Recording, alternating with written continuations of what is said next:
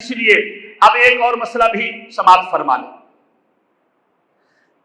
مسئلہ یہ ہے فرشتوں پر تو نہ حج فرض ہے، کچھ بھی نہیں ہے، جنوں کے اوپر بھی حج فرض ہے، جنات کے اوپر بھی حج فرض ہے۔ یاد رکھیے گا قرآن پاک میں ہے وَمَا خَلَقْتُ الْجِنَّ وَالْإِنسَ إِلَّا لِيَعْبُدُونَ، فرمایا ہم نے جنوں کو پیدا اس لیے کیا، انسانوں کو پیدا اس لیے کیا کہ وہ رب کی عبادت کرے، وہ رب کی۔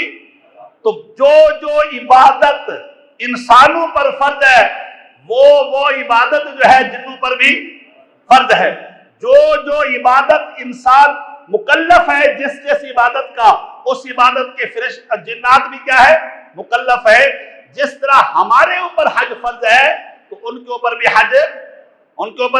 حج فرض ہے۔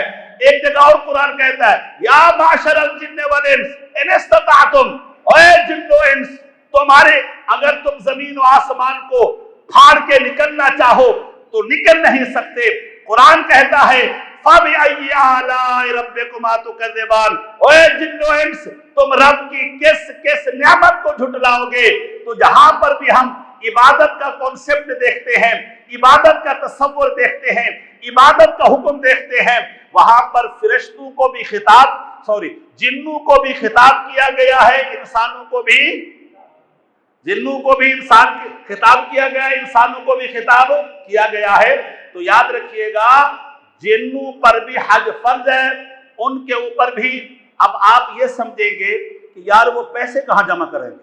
اب سوال ہوگا آپ کے ذہن میں، ہمیں تو پیسے کا مسئلہ ہے بھیا، وہ کس جو ہے کمپنی کے ساتھ جائیں گے، وہ کس گروپ کے ساتھ جائیں گے؟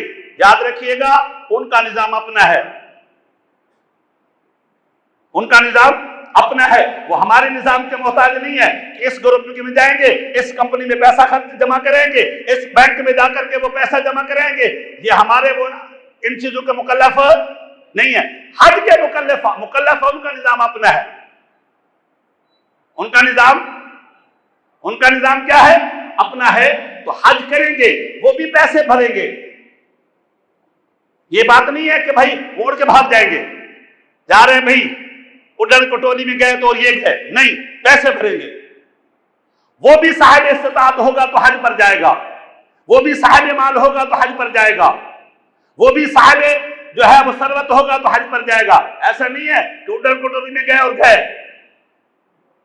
اور سنو، ایک اور بات بھی سنو، میں نہیں جا سکتا ہوں، پیدل بھی نہیں جا سکتا ہوں، پیسہ بھی نہیں جا سکتا ہوں، لیکن اگر کوئی یہ جب میقات ہے نا، میقات، وہاں کوئی قریب بندہ رہتا ہے، میقات کے قریب رہتا ہے، وہ یہ سمجھتا ہے کہ میں پیدل چل کر کے جاؤں تو 2 دن میں، 4 دن میں، 6 دن میں بیت اللہ شریف پہنچ جاؤں گا۔ اگر اس کے پاس اس آنے جانے کا سفر کا زاد راہ موجود ہے، یہاں سے وہاں تک کا، اور وہ پیدل جا سکتا ہے، آنے جانے کا خرچہ موجود ہے، تب بھی اس کے اوپر حج فرض ہوگا۔ تو یاد رکھیے گا جنوں کے اوپر بھی حج فرض ہے، جنوں کے اوپر بھی عبادت فرض ہے، کیونکہ قرآن کہتا ہے وَمَا خَلَقْتُ الْجِنَّ وَالْإِنسَ إِلَّا لِيَعْبُدُونَ، اے جن و انس اللہ نے تمہیں پیدا اس لیے کیا کہ تم رب کی عبادت کرو، رب کو سجدے کرو، رب کو راضی کرو، اللہ کے محبوب کو راضی کرو۔